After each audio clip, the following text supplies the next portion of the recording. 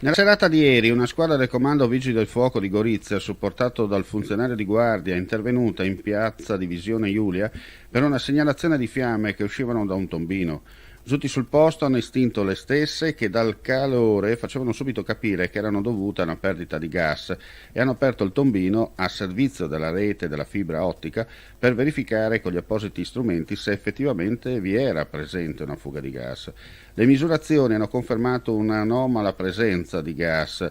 e i vigili del fuoco hanno interdetto l'area interessata e fatto intervenire i tecnici dell'azienda fornitrice che hanno iniziato gli scavi per localizzare la perdita. Durante l'operazione di ricerca, che è stata individuata alle 10:30 del mattino, i vigili del fuoco, oltre a gestire la sicurezza dell'area, hanno verificato che negli stabili adiacenti alla piazza non vi fosse la presenza di gas libero. Al momento, mentre andiamo in onda, sono in corso le operazioni per l'eliminazione della perdita e del completo ripristino delle condizioni di sicurezza di tutta l'area.